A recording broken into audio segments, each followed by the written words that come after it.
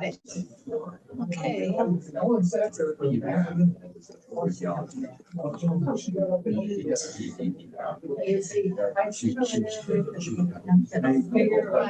it's using the right camera, and hopefully it's using the right.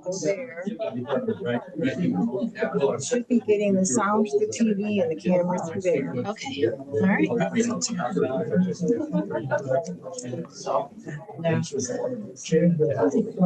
Just adjust. Well, I could do this. So you have to talk loud, and it helps if you if there's somebody there, if we direct our Okay. voice that way. So let's get started. Can you get the door there so don't interrupt anybody in the hall?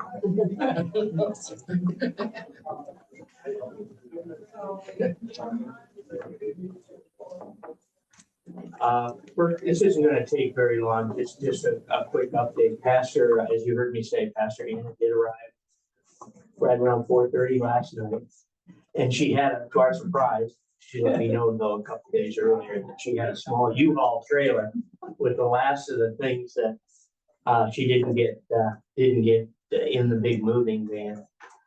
So several of us met her there and helped her unload and put it in her new house, which is a really nice duplex on Peach, right by 4th Street. And everything's new. It's been totally redone, carpeting, flooring, paint, all new appliances, new washer and dryer, everything, and it's all on one floor. So no, it has a full basement. So she said, well, that'll be good because all my furniture won't fit, and like we have the movers take it right downstairs. And her dog and cat made it safely. So we were glad about that. Though the dogs did start heading up towards the street, and that was worrisome. Till all of us that were there went back in the house and Pastor, she was afraid of everybody. But anyway, big change. We had anticipated that her first day was going to be Tuesday in the office, but the moving van people got a hold of her and said they won't be there until Wednesday. So depending on when the moving van arrives, they're supposed to be there first thing in the morning, and they should be done in 2 or 3 hours. She's still planning to go do home communion with Lisa Carroll, but that could, I mean, if she can't leave when they're loading. So we have also told her that, and Jan graciously said, hey, now, if you need any help with unpacking, putting things away, or you decide something the movers put someplace you need to move, to let us know, let Jan and Gio or me, and we'll let anybody else know if we go over there and give her help. It was kind of funny. Mary put a basket together, kind of, we thought of at the last minute of things from Wisconsin, welcoming her from Indiana. And at the last minute, as she was going to take it over, called her up, and she had just gotten back from Walmart because she needed some things right away. And Mary, well, I won't speak for Mary, but I will. She's here with Winckler, so she can chime in. But apparently, at the last minute, Mary goes, "I'll go downstairs and grab a couple rolls of toilet paper and a paper towel just in case." And sure enough, she had remembered. She said when she left her son's place in Chicago to grab one roll of paper of toilet paper. So she said, "That's great. That'll help me get through a couple more days." Like the loaves and the fishes. It really was. So she's got everything in there from Wisconsin. What was in there, Mary?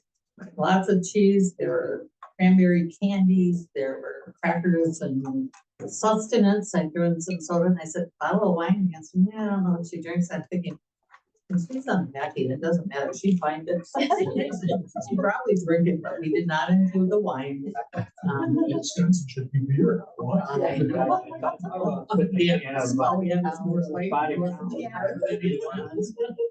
Well, let that happen down the road. But anyway, so she is here, and she's looking forward to getting rolling.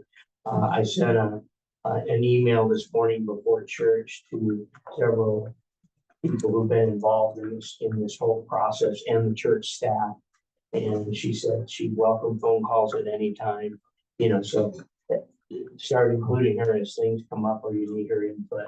And is she going to immediately have access to minister or pastor at FPC? Not immediate, Dominic has to get her set up. We don't know what her computer situation is right now.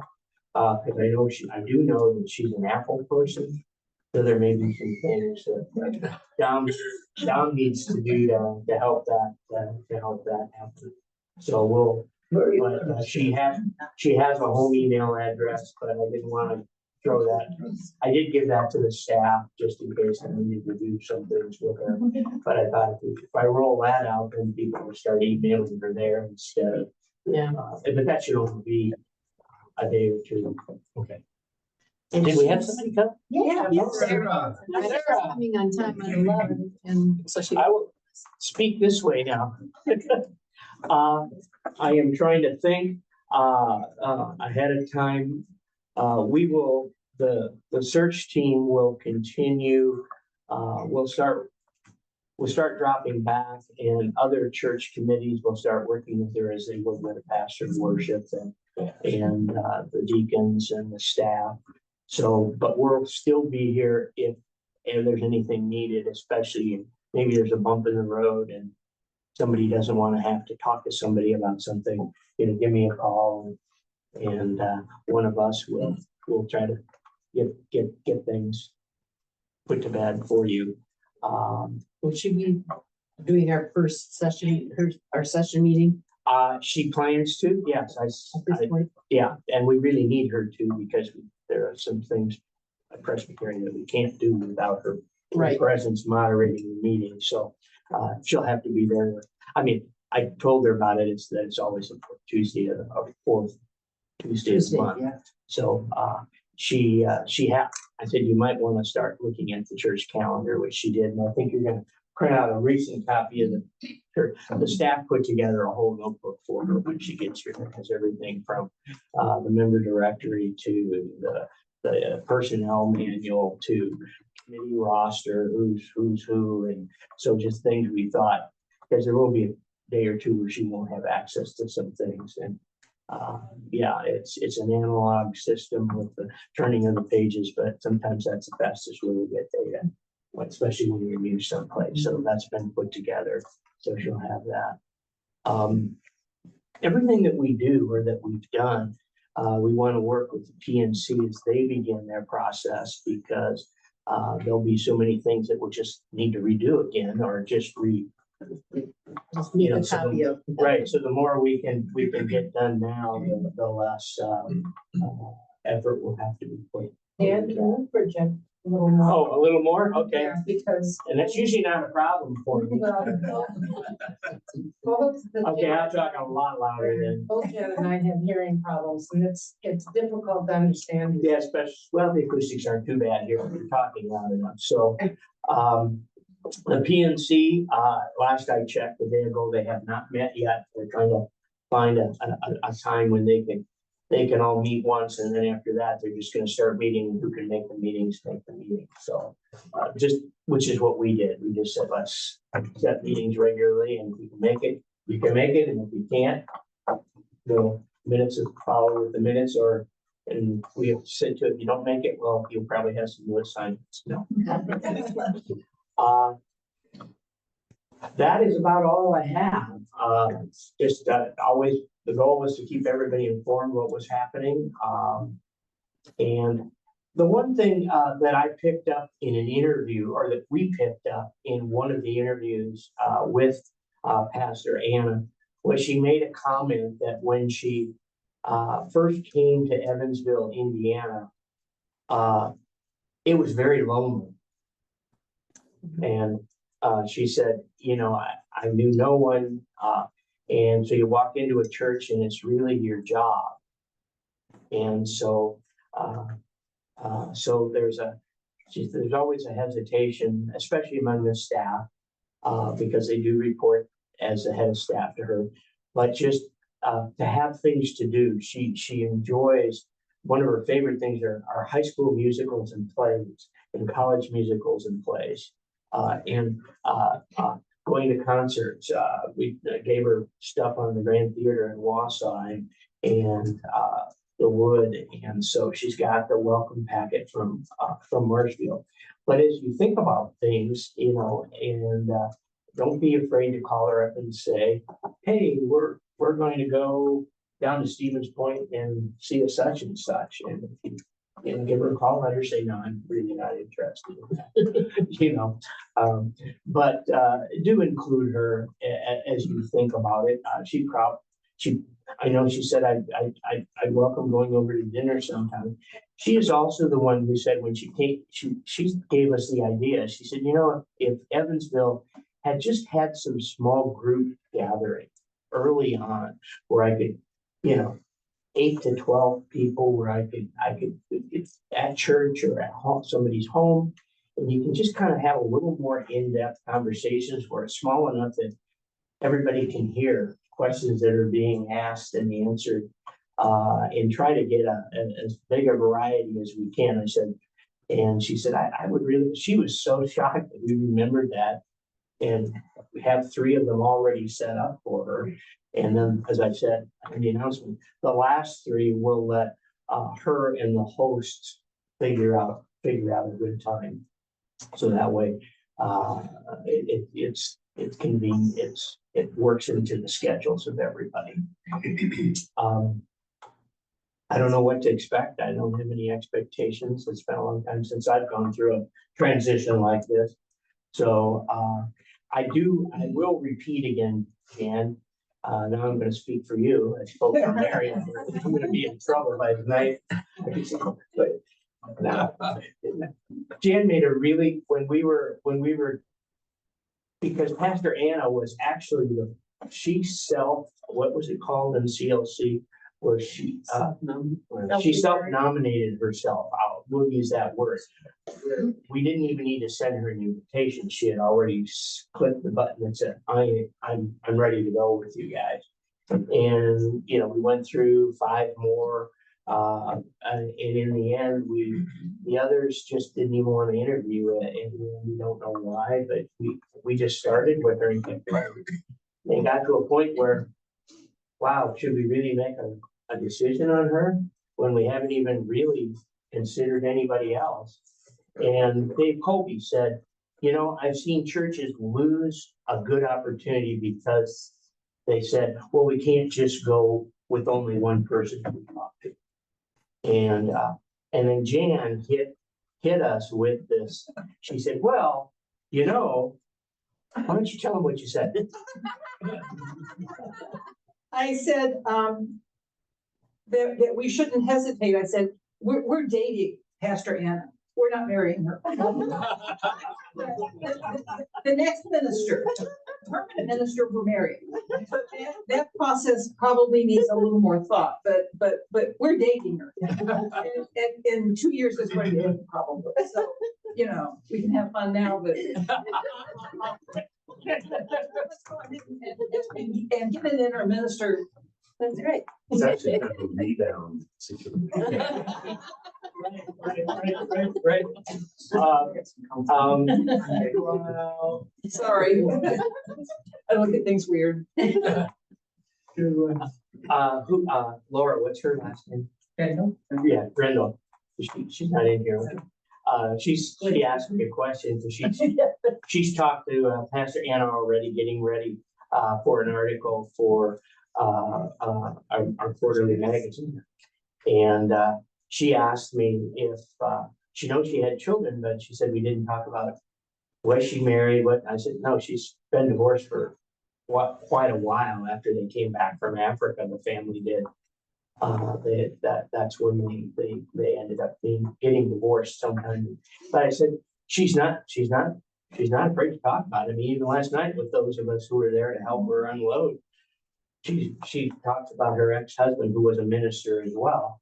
And she just said, well, my ex-husband, blah, blah, blah. So I mean, it's not something that she doesn't want to talk about, though. Wouldn't make that be the first question. But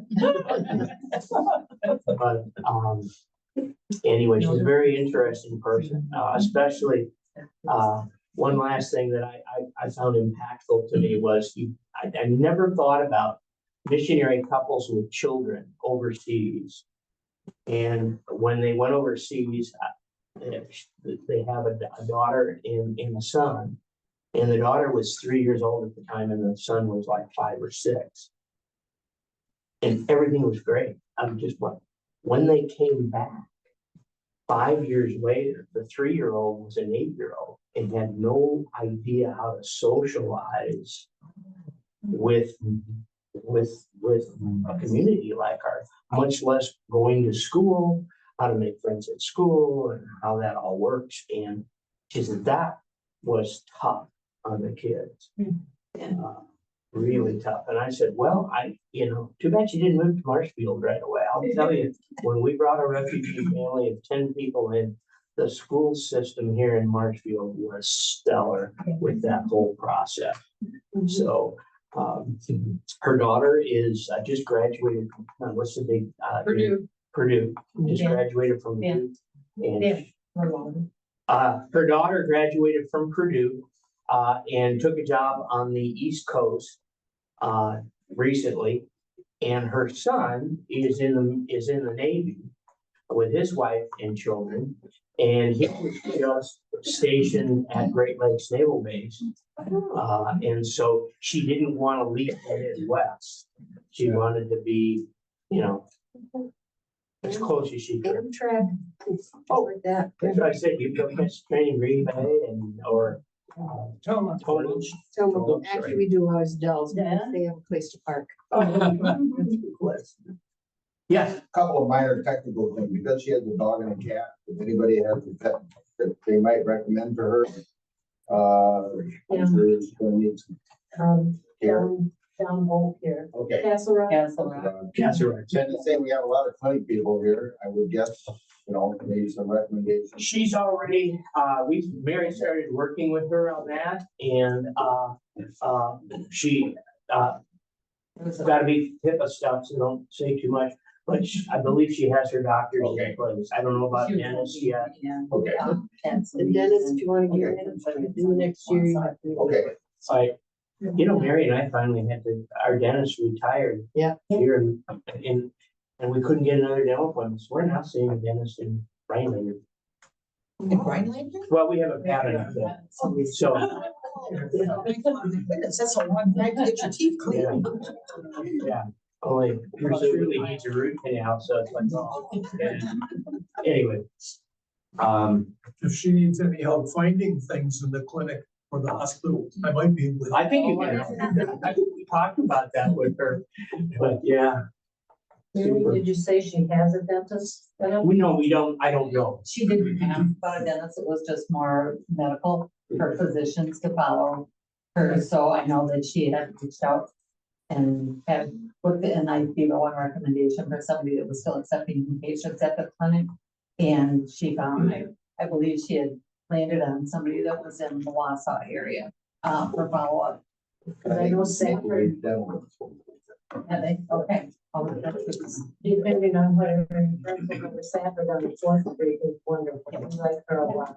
She's busy, but she will take new clients. She will take more. Okay, that's good to know. Do you know what her weekly schedule will be in terms of her day off? And then the question is whether that's when church people invite her to go on, whatever. I don't know. I don't know Okay. what she decides. I mean, she knows what Pastor Lori's schedule was. I mean, and the staff can discuss that, but she knows we're off on Mondays. She was originally, way back when she accepted the offer, I was gonna come and meet her on Monday, because she thought, well, that would be kind of neat, just to move my stuff into the office on Monday when nobody else is there, and find where the bathrooms are, but then the mover was supposed to come on Monday, so but now the mover's coming on Tuesday. Wednesday. On Wednesday, I'm sure. So anyway, so that keeps pushing out, but. Well, I suspect you could tell her that there are probably all sorts of people who would be eager to call her up and invite her out to concerts or whatever. But all of us probably don't want to overwhelm her, so Right. let her know that she's got to figure out some way to turn that spigot up That's or big down. on. Yeah, and it's kind of like we got these other three hosts who have volunteered. And we're waiting for her to get here and get settled and mutually come up with that. But that was, I think that's going to be a good thing too. She responds extremely well to text messages. I mean, she's pretty tech savvy and those types of things. So we'll let her decide how she wants everybody to start communicating with her. But, Was the idea put out to her to come to the everybody's birthday party next Sunday or no? no, I did not mention any of that to her. Cause if she likes parties, that would be one But thing. I will, I'll reach out to her on that because I know she said she was planning to come to service. She said that will seem a little odd, not giving the sermon, but I'm not ready to do that. She said, well, I could be the lectionary or something. I said, no, we've got that all covered. And she and I were talking one night. She said, gosh, you guys just seem to be, didn't use the word well-oiled machine, but she just said it's really nice. I was wondering if she might be watching this one. She could be, well, no, she's not, Well, I'm not. but I bet she was. Yeah. You heard, I mean, you've heard me talk about it before. I could go forever, but the one gentleman minister that I called on as a reference is like 86, 87 years old. And he's known her since she was ordained out on the East Coast. And though they never worked together, he was kind of a mentor for her. No matter where she would go, she could call him up and he would call her up. And so they were very, very close. And I had called, I'm going to, don't catch me lying, but it was around noon. Mary and I were traveling and I finally got a hold of them. And I thought, okay, we're going to stop and get gas 2.5 hours from now. And they said, well, would you be available to talk in 2.5 hours? She said, yep, not a problem. So stopped and pulled over and I started talking to him. In that 2 hours, he had gone out when he saw that I told him we had a YouTube channel and so on and so forth. He went and found our website, went through the website, watched our Christmas Eve service, and just said, he starts it out, he said, well, I don't know how she's feeling about you guys, but about your church, but based on, and then he told us that, he said, she's got to take this position. And he was so complimentary of music to all of you who put our music program together. But I sometimes you wonder what people who join in remotely think about it. But here's a gentleman who was been ordained 50, 60 years ago. And just, if he hadn't told me how old he was, I'd have swore he was in his 50s. Just amazingly right. In one of the interviews, I didn't ask a question, I made a comment. I told her, you're coming from Indiana.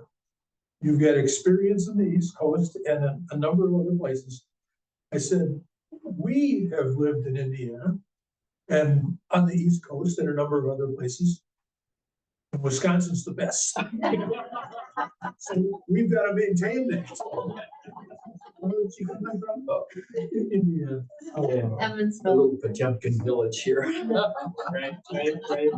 Yeah, it was, well, I had forgotten that Lisa Carroll and Dan Crump were on the committee on ministry with the Presbyterian. So when the committee on ministry interviewed Pastor Anna, they were there for the interview. And within, because we're waiting to find, says, well, you should hear it. Dave Colby said, you'll hear it in the afternoon. I'll text you guys and let you know. He said, and he said, anyway, and so I got email before Dave Colby gave me the official thing. I got an email from both Lisa Carroll and Dan Crump, and Dan said something to the effect, where did you find such a, is Dan in, no, where did you find such a remarkable individual or something. Maybe even use rock star. I can't remember the exact wording. And then Lisa Carroll also said, wow, this is, because I talked to Lisa about, wow, we only had, and she said, well, you might have had only one, but this is a real good one. You know, so Hey, Dan. we'll see. Yes, Faye. Okay. There's actually two things I was wondering. I forget what the second one was right now, but, how does she feel about the LGBTQ community? Oh, solidly. The church she came from was 60% LGBTQ in inner city Evansville. Yeah, that was one of two things that struck her was that the number one thing that struck her about us was being a Matthew 25 church. And the church she just left, she was in the process of getting them through the process of becoming a Matthew 25 church. So she said, I still have conversations with the new pastor there and as a resource. And she said they are pursuing that because that church had been very heavy in foreign missions and worked with PDA and Presbyterian U.S. Presbyterian Church in the United States. But they're an inner city church, and they felt like, well, wait a minute, we have a huge need here, and they have a food pantry very similar to Super Socks. And so she, one, being a Matthew 25 church, two, reading on the website about the outreach committee and the things that we do as a church beyond the walls of the church and number two, that we had a rainbow team and that we were participating in pride events and that we had an active commitment to LGBTQ+. So those were three of the big things that she shared with us were some of the reasons she wanted to be. Then when she came and visited with us and the staff, Mark gave her a tour of the facility. She was awestruck by the beauty of our sanctuary. I mean, to the point where she asked, can I take pictures and send to my kids? and to Ed, who was the older mentor of her, she said, yeah, Ed wanted to see pictures of where I was going to be. And needed to also drive by at night so you could get pictures of the stained glass. So after we all had dinner together with the search team, we went to El Mez. And afterwards, she said, can we drive by the church at night? And everybody was telling me how beautiful the church is at night with the light shining. And we did get out. It was pretty cold. I got to be a lucky observer of that, and when you walked into that sanctuary, her face.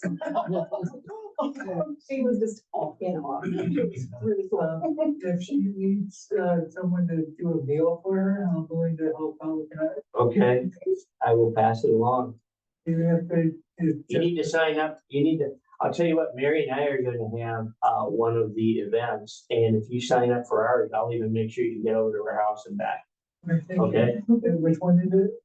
We haven't said that we're one of the three that are going to be coming out later. And you can go to more than one if you want to pay, but if you sign up for ours, then we'll make sure you get over to our place and back.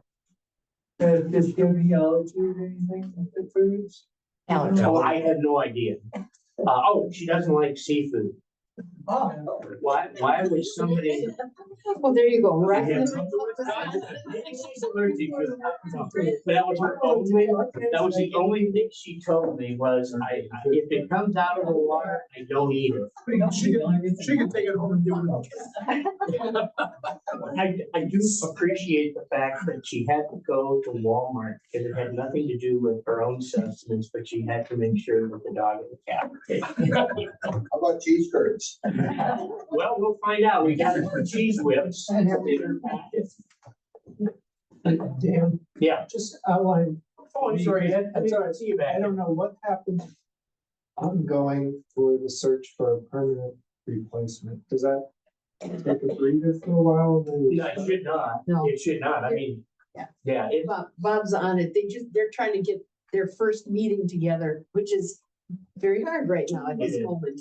So. And I have I had sent it, I forgot to send it, maybe I sent it to all 8 of them. But that we as a team are ready to work with them to pass the baton and all of the data. The good news is, everything that they're gonna need for the CLC website for employment, think about it like Indeed for church staff and ministers. We've done that, and they can look at it and refine it, because there's very little difference between are we hiring an interim or are we, what Jan hit the nail on the head. When you're just dating them, you don't have to talk about long-term things and commitments and working with local ministries, and you know, you don't need to go there, so they may want to tweak some things there. But literally all they're gonna have to do is, where we were searching for an interim, they'll start their new team and enter that as a whole separate thing. And then say they're looking for a permanent pastor, and that'll kick off, because that was really the heavy lifting we did, right? Bruce was, you know, for 2 months, meeting every week, writing that and updating it from the previous. And while you were still, I think you were still out of town traveling, there was a forum here where they had an excellent handout about the whole process of, you know, how we do it until we get the interim, how we do it, the interim search. And meanwhile, as soon as we can, we organize the committee, which couldn't be until after Pastor Lori's last day. So the official church search committee is, pastor nominating committee is now formulated. Yeah, and Thank you. And for the PNC, the entire congregation will have to vote on that person. Where with the interim pastor, it was a session decision. So we didn't have to go before the church. So there's a lot less, I won't say red tape, but. Well, you started way back in December. Oh, we started within a week of Pastor Lori announcing her retirement. Yeah. But Pastor Lori and Jill pretty well said, here's, and we wanted to be small so we could be fast. And I was drafted basically, but as personnel chairman, I think Pastor Lori and Jill sat down and said, we need this, a person represent this, but we only want 4, and Pastor Lori and go. Now, Pastor Anna has spent her last 2 decades, maybe 15 years. She has been only an interim pastor. Part of what she said to me is, you know, I spent so much time. She started in high school and college doing overseas missionary work, and then took her family overseas for 5 years, and then continued to do some missionary work. I've kind of become accustomed to coming in, assessing what needs are, what needs to be done, and helping facilitate that, and then getting kind of finished with it, and then going on, then God calls me to go somewhere else. So she has found that, especially after her divorce, has found that life to be good, because anyway, so that is what she looks at when part of the interview process was, how do you feel you can assist us in our search for a new pastor? And she came for, that's one of the things that I do. I will work with your PNC, be as much of a part of the PNC as they want me to be. And she said, I hope they want me to be a part of it and be able to help them navigate that process. So, yep. The last PNC, we got permission from Presbytery not to go to an interim. They skipped that step for us because we were not in a critical disastrous crisis or anything like that. And so our appeal to them was, why couldn't we go directly to an installed minister, and they granted that. Yeah. So we didn't have an. That would have been. I remember that announcement in church. Yeah, it was kind of like. Big starstruck. Yeah. When we said that, I remember you hit the pulpit. When we did the forum for all in here about the process, it was an overwhelming, without taking the head count votes, request that we go with an interim pastor, and the session was the same way. So our charge was not to, do we need an interim or don't we? At that point, we felt it pretty strong will of the church that we go with. So that's what we did. I know the rules have changed recently for the hiring anyone to be your full-time pastor, but Anna is not interested in that, or don't know what you want. We haven't really talked about that. Maybe that was already. However, remember years ago, you could not do that. The interim was prohibited from becoming. They have changed that from it's still not any, it's still written that that's not the way it had. However, with special approval of the congregation and the presbytery, that could be allowed to happen. So the rule is still, no, you can't, but there's a way to do it if everybody wants to do it. I just thought she was clear that she wanted to remain an interim for her next step. That should be out on the cable. Yeah, I mean, I'm not gonna put words in her mouth, but she's in her early mid-60s, so I'm not sure what she's looking at down the road, other than I want to work and I want to be near my children.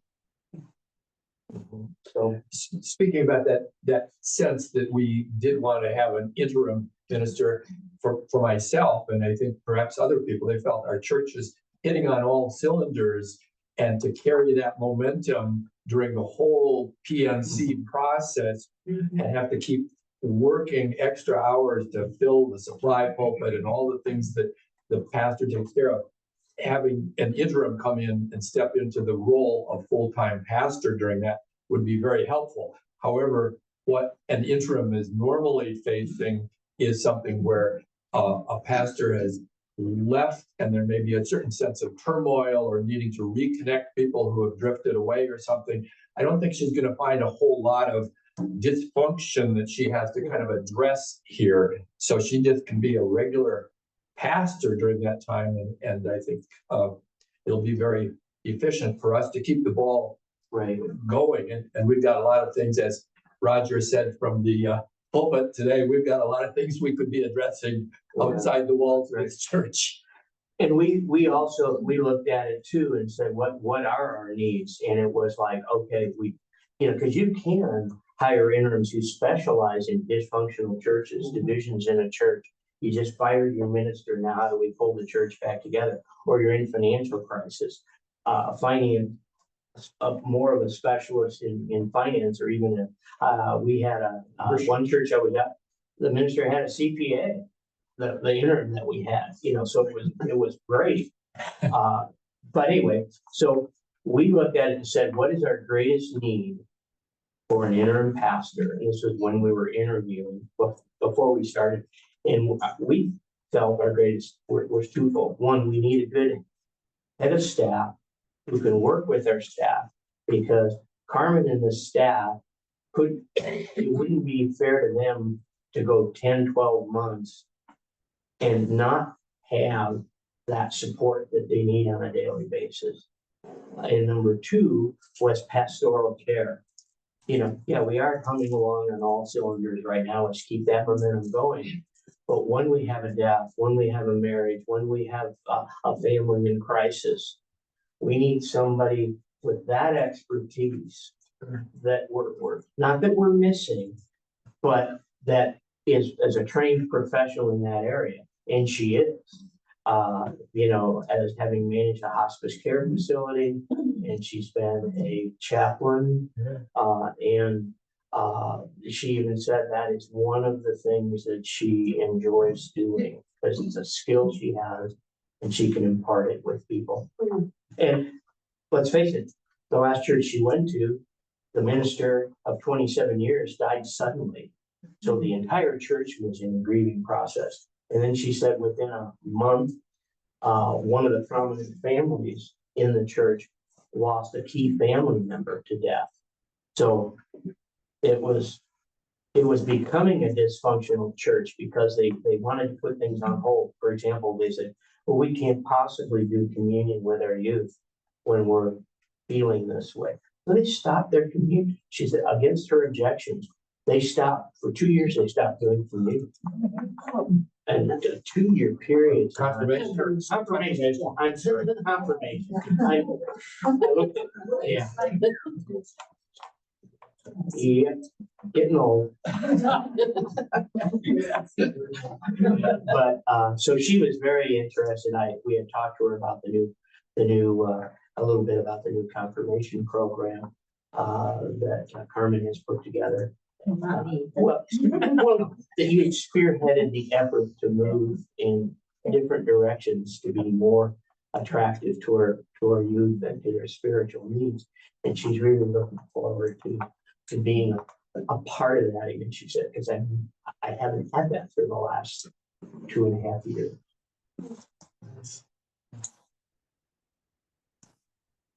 It sounds like we need to give thanks to your committee for selecting. No, we did. We met every week for 3 months. Dolores made a comment earlier, Pastor Lori actually self-selected herself too. Self-nominated, yeah. She did. Okay. She called us and said, hey, I really am interested.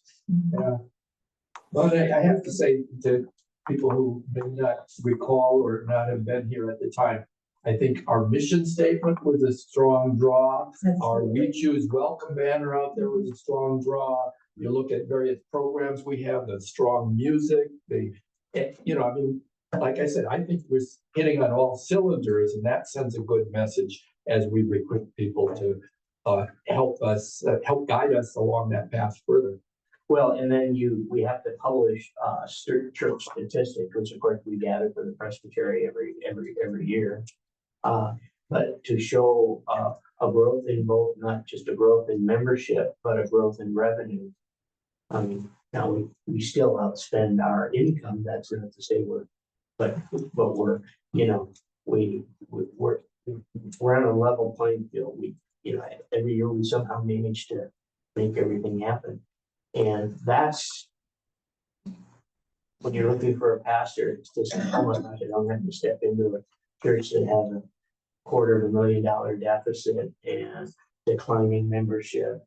And yeah, that's a good draw. We've got, as Presbytery said, you guys have everything going for you. Dave Colby isn't, yeah, and don't screw it up, right? It's kind of interesting, the Presbytery is really positive about us now, because a few years ago, that wasn't the case. They were not, they kind of, there's a doctors and lawyers church, and it's like, no. And we haven't changed a whole lot as far as the makeup of the church, other than the fact we've got more people with open minds and open hearts to do things. Yeah.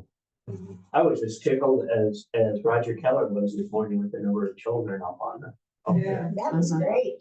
I mean, that is just awesome. Talking about the mission study, I told a couple people, I'm going through all my wife's files right now. I found the mission study from 1997.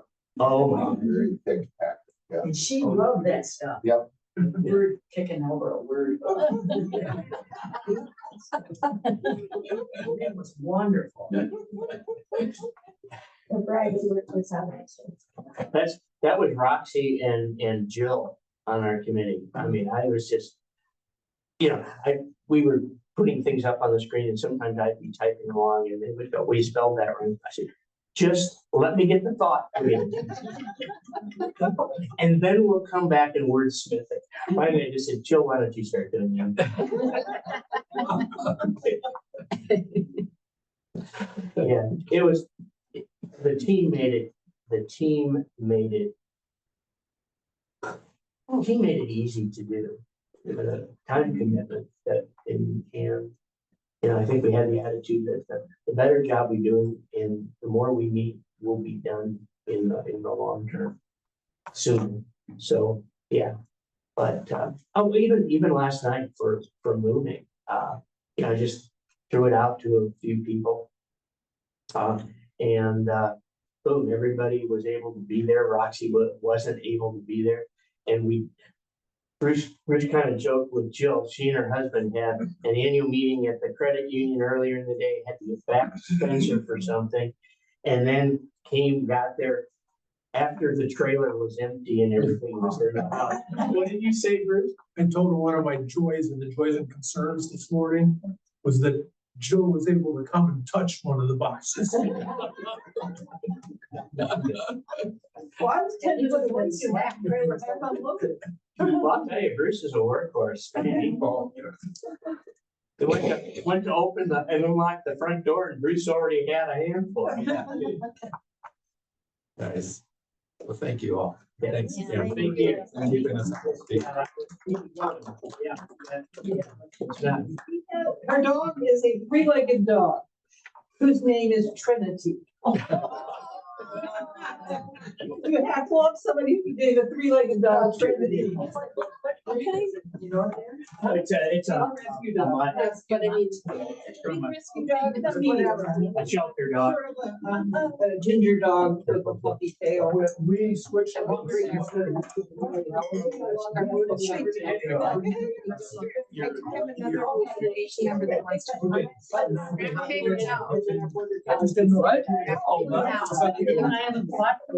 We had to see them.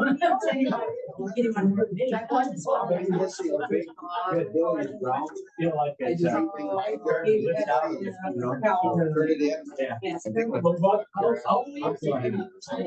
have an email or?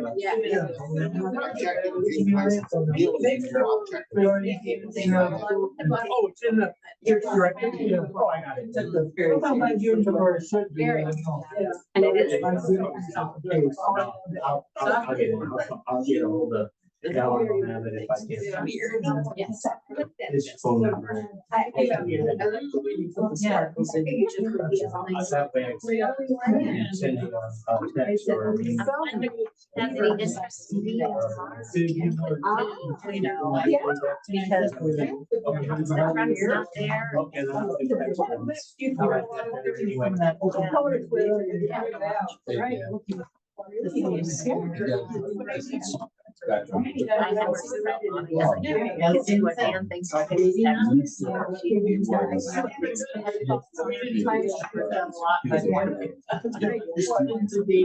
Oh, I think it's a meeting Dan from here instead. So maybe.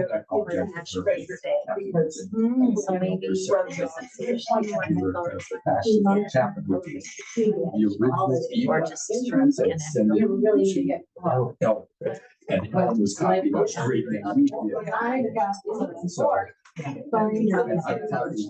Some things didn't change. Yeah, I did. Anyway. You know, that's- Oh, I thought. So it's just all that. Whatever you add. I'm going to, I didn't know if I get time, but we'll talk to you later.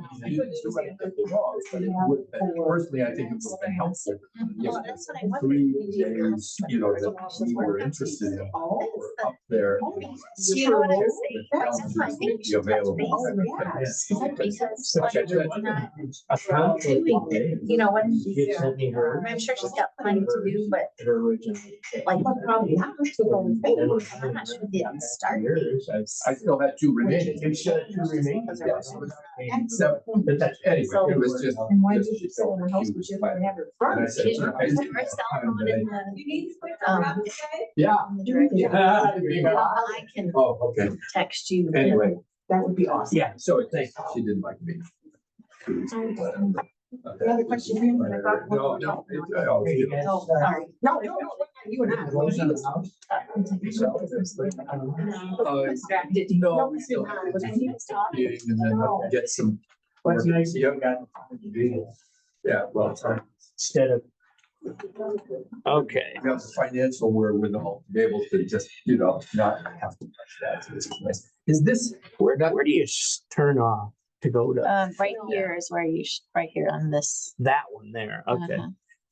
Then you come down here To there, okay. and then we can shut it Yeah, down. this is an old operating system.